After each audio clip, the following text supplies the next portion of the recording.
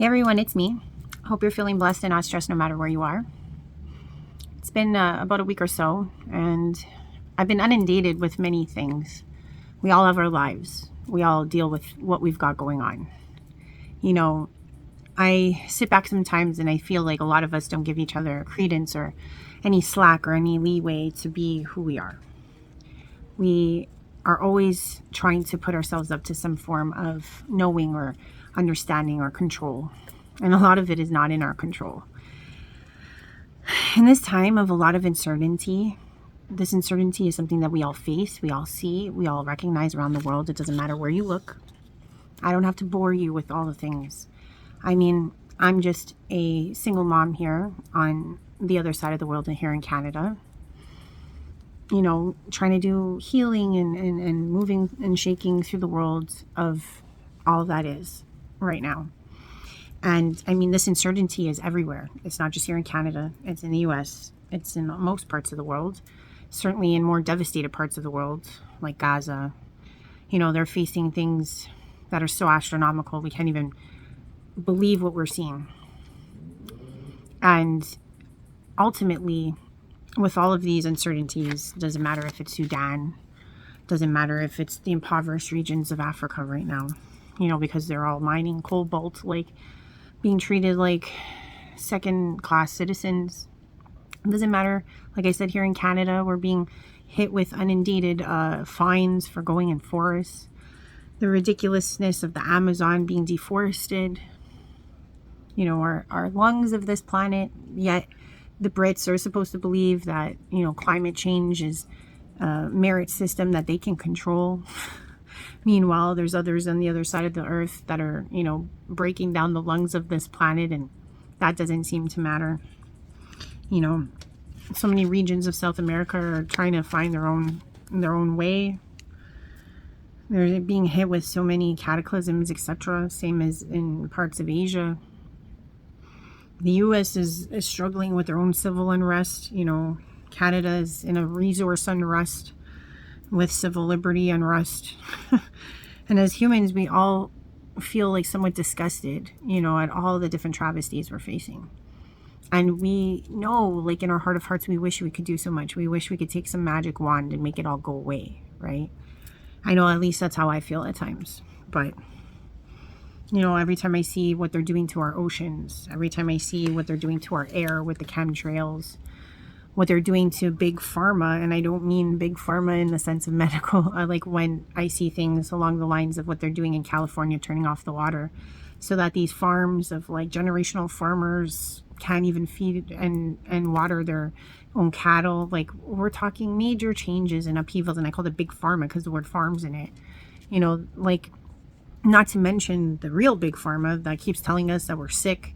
They're diagnosing us with all these different medical issues that may or may not be there just because we may have one symptom. All of a sudden we've got ADD, ADHD, bipolar, we're this, we're that. We're given every title and then every pill. Like, it's just getting to the point that they just want us to feel like we're inadequate and that, you know, we just don't have what it takes in our immune system to fight off anything anymore, to kind of always be belittling us and cheapening who we are as human beings. And I mean, this plethora of like non-ailments that we're always hit with all have to do and stem from our poor food system or poor air quality, maybe due to things like chemtrails. You know, what they're putting in our food, you know, because of them taking over all those smaller farms. We've got these like big conglomerate farms sweeping our nations, coming in with pesticides left, right, and center.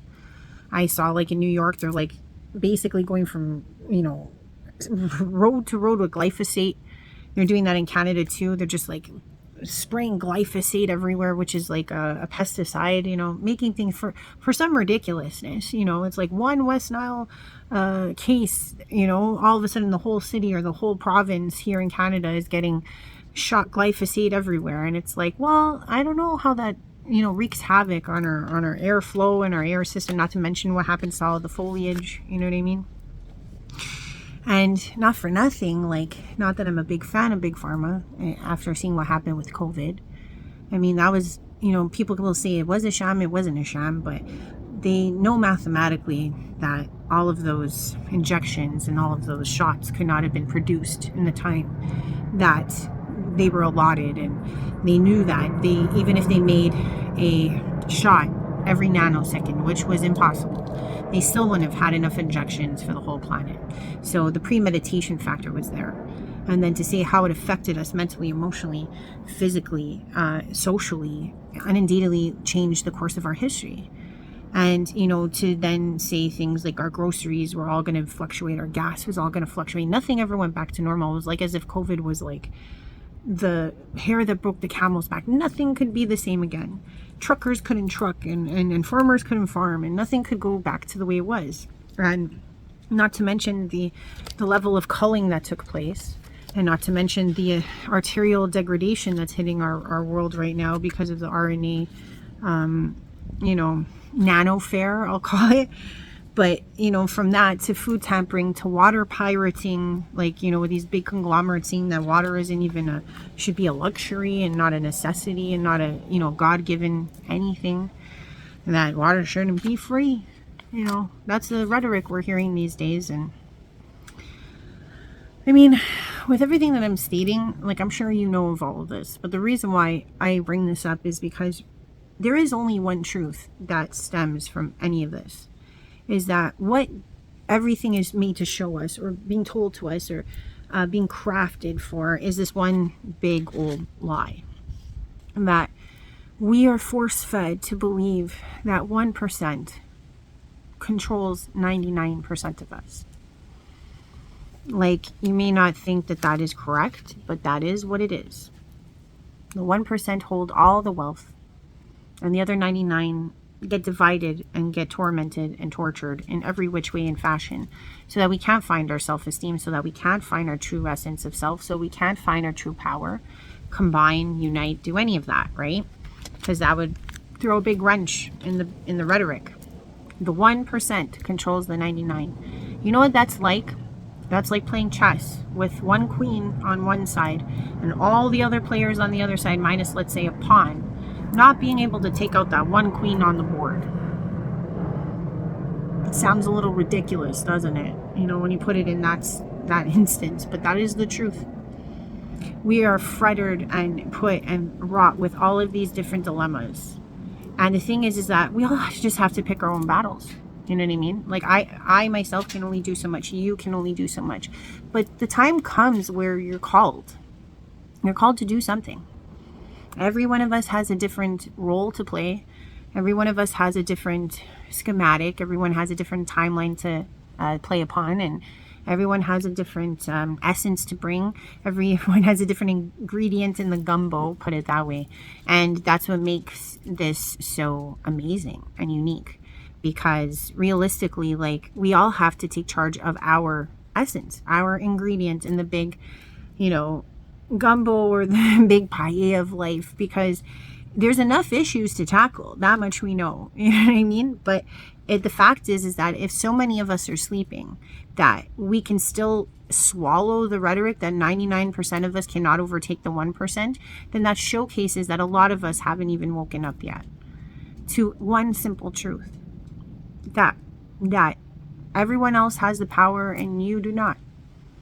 That is a huge fallacy. That is the one fallacy that controls this world. Because when we find the power in numbers, and when we find the power within ourselves, no matter in the face of all darkness and all hatred and all malice, no matter which direction it's coming from, we pick our fight, we pick our battle, and we set out to win. A lot of us in this world don't believe that we have this role to play. And if you think about it, every one of us is one of those players on that chessboard.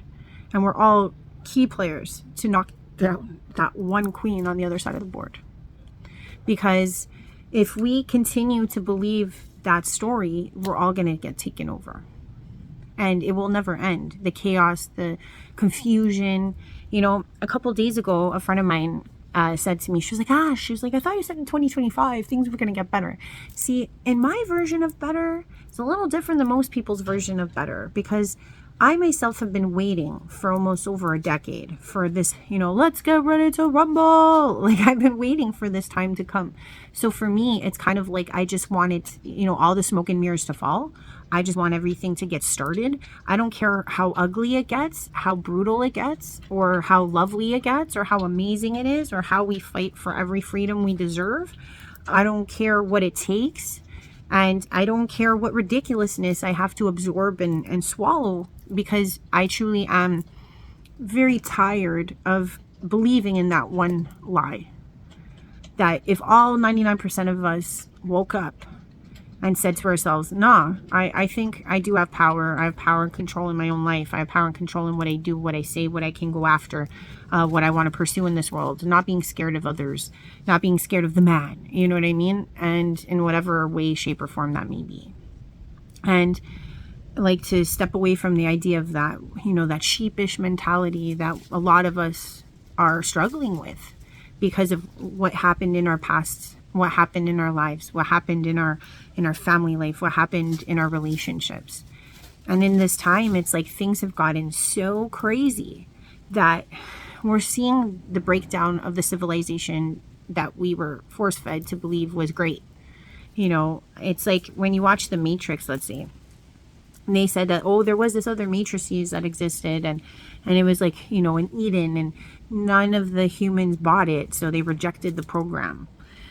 Well, in the same way, I feel like this matrices that we're seeing is just too crazy and chaotic. It makes no sense, to the point that we're rejecting the program. And soon enough, almost all of the 99% of us will wake up to and remember who we are or what we're here to do. And I guess when my friend asked me that, I was like, I'm ready to roll. You know what I mean? I don't know all the plethora of what I can accomplish or what we can accomplish or what's going to take place. But I know it's sure going to be better than 1% controlling the 99. It's got to be better than that, because that's a bunch of horseshit, And I feel like some of these real truths, the underlying truths of everything, is what a lot of us should focus on in the meantime, because it doesn't, like, the next thing I always get stuck on is like how many people, like, okay, hand to God, I'm a channeler. I get it. I could channel different people. Doesn't matter. You know what I'm saying? I mean, it doesn't matter in the sense that, like, I can get a lot of pieces of information from a lot of different persons or beings, etc. But what people need to understand is, like, are we all on the same timeline? Are we all in the same dimension? Are we all seeing the same time frame, in the sense, like, I could be channeling somebody who sees a different timeline that isn't currently existing in my... We could even be on different timelines within the same concurrent existence, if that makes any sense. And if you don't know what I mean, I'll give you a quick example of how you might even notice this. I mean, people talk about the Mandela effect, but I think this happens even in the most simplest way. Have you ever, like, talked to your friends about a really fun time that you all took part in, and you'll be like, oh, remember that time back in, 2021 or whatever? And you're like, oh yeah, we went to this place. And if you actually sit there with your friends or whatever crew of people were there, every single person that was there, not because they just have different eyes and vision than you, but almost everyone has a different memory. Every one of them. They see a different reality than you did. So to say that there aren't persons that participate in the same reality as you, but yet they're seeing a different timeline, a different existence, certain things in their existence may not exist in your existence, and then at the same time, even though they coalesce and mesh, doesn't mean you're all on the same trajectory and you're all in the same vibrational understanding. And what I notice is that when I look out online, we all try to put in our 5 cents or 2 cents or 10 cents about what's to come. And it doesn't matter who's, saying it. I mean, realistically, we have people that are putting out dates like September 23rd. We have people that are putting out dates of, October, etc. People that are following different cycles, different portal dates, like, October 10/10 or September 9th or November 11/11.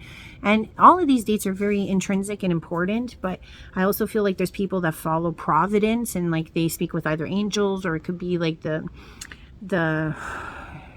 GFL, or it could be with avatars, or it could be with or a lot of them are saying, oh, God showed me this, or God showed me this dream. And even all the NDEs I've seen of people who have met Yeshua and Jesus showed them something.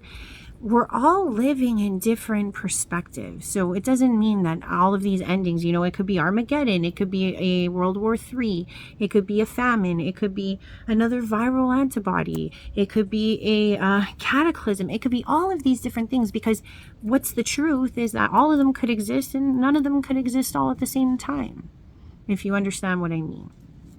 But it could be a solar flash.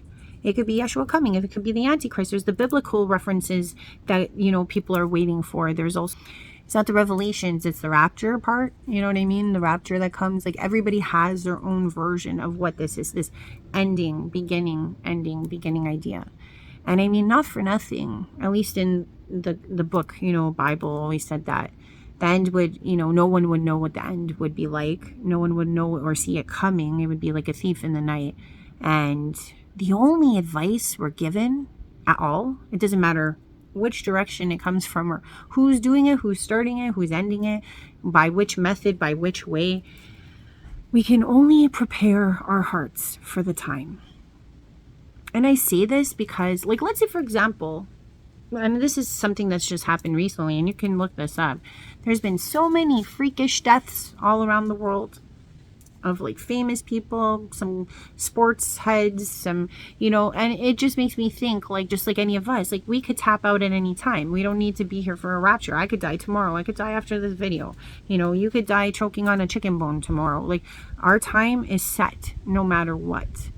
And the one thing I can say is that in these last months, I've kind of had a couple, you know, near-death experiences. And I think this is what got me to really realize the truth in this matter, too.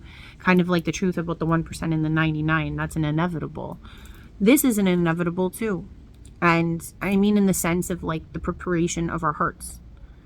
No matter which way it comes at us. If it's the whole world, you just by yourself, whatever way, shape, or form it comes, alien abduction, alien invasion, alien support, whatever it is.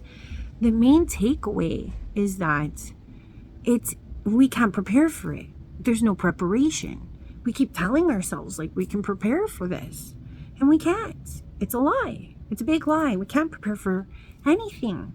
You know, the one thing we can take away from all of it is to know that God wouldn't abandon us, the creator, the all, you know, has our best interests at heart in the most part, and all of the skills and all of the procedural know-how will be there at the time it occurs. That's the same even if you choked on that chicken bone tomorrow when you're dying. It's like you either are supposed to go that way or we all go together or whatever the case may be, but no one really talks about this preparation of the heart. There's only that one line that says, you know, come the time, you know, prepare your hearts. And I think that's the best, like, plucking of a real truth that any of us can do.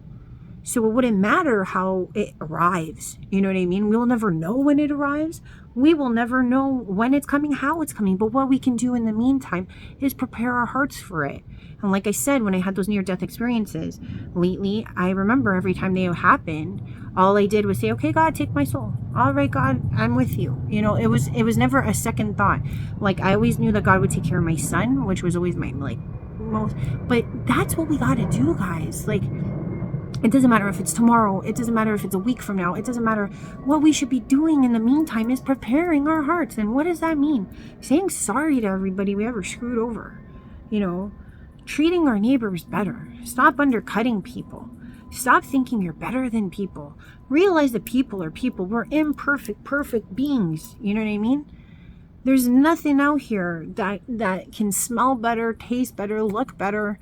We're always striving to understand and know and be ahead of the game and all this stuff. But it's like, what does it matter if when you meet your maker, you got bupkis to say, or you're scared shitless, or you're upset, or you're angry about what you didn't get to achieve, or whatever the case may be. But it's like, that's part of the preparation of the heart. It's like to know that you have full confidence in yourself, in what's going to take place, that you did your part, that you took hold of your part up until the time.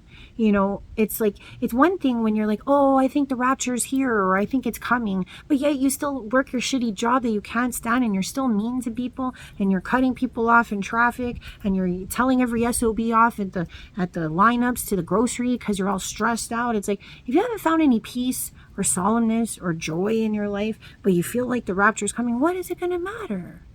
Because when the rapture does come, or the end comes in whatever way or fashion, or as some believe it's going to be some plethora of greatness that comes, and that could be it too. But it's like, even then, would you be able to step into that?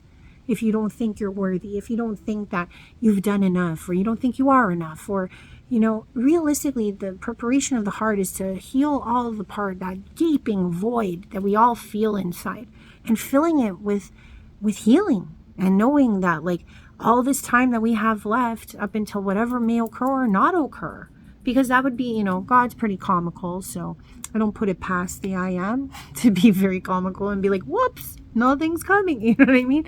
But what I'm saying is that even then, at least you're still prepared. And why I say this, and I want to put this to people, because, like, when these things happen, like I said, we cannot prepare for. It's kind of like becoming new parents too. Like, I remember when the first time I was handed my son, I had no fucking clue what I was doing. I was so scared to put clothing on my son because he had the arm with the frailness of a chicken wing. Okay? Like, I literally felt like, I've never done this. What if I put clothes on him and I just snap his arm off because I'm too forceful? And I mean, as new parents, like, there's no book you can read. I mean, you can read the books, but you got to throw them all out the window when the real shit arrives, when the real, life or death scenario is hitting you, because that is what it is. That one stipulation you have is keep your child alive. You don't know how you're going to do it, but somehow it's inside of you, and you're just whipping out all these instincts and these skills that you never knew you had. And it's like, in that same way, I feel like that's how God is showing us that, like, I got you. You know what I mean? Even though you don't think you got you, I got you. You know what I mean? Because it's like we're all so, bamboozled by so much shit out there. Everybody's got a message. Everybody's got a rendition. Everybody's got this. But who's really telling you the truth? The truth is that no matter what happens, you got to be ready. The truth is, no matter how it comes, you got to be ready.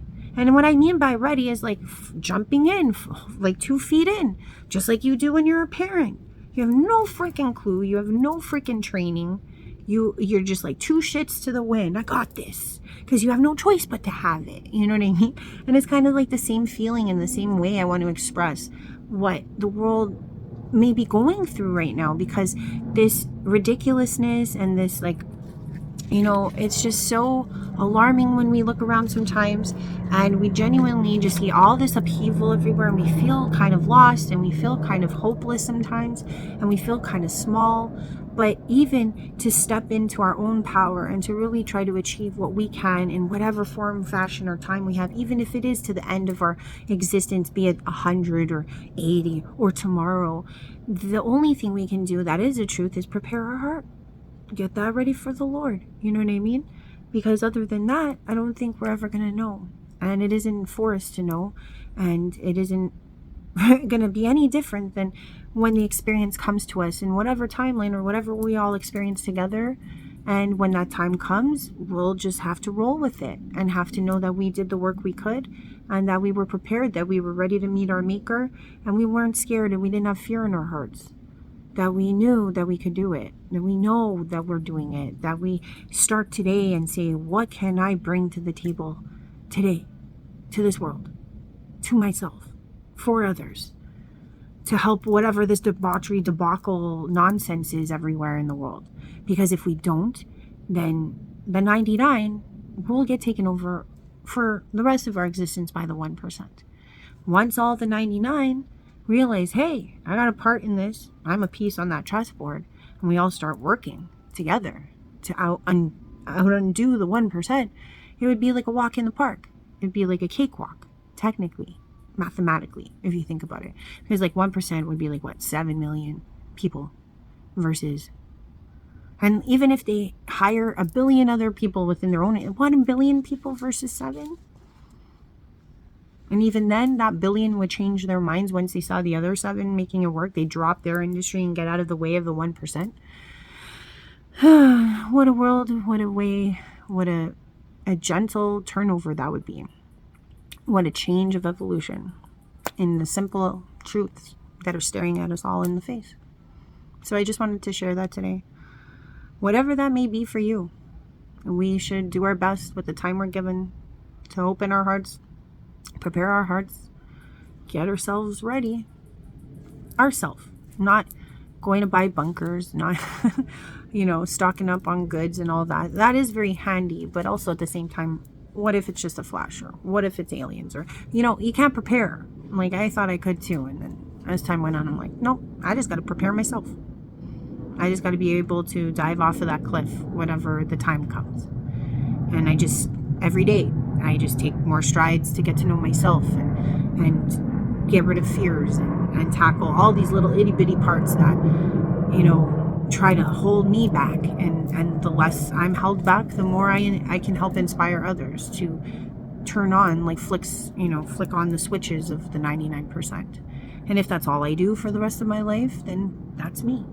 And if all you do is, create beautiful art, or you get out of that 9 to 5 that makes you miserable, or you cook, or you just share love in whatever way you can, and you just live in a life of like like in a sense of fearlessness, where you don't think about how you're so tortured about everything that's going on, knowing that you have a pivotal role to play.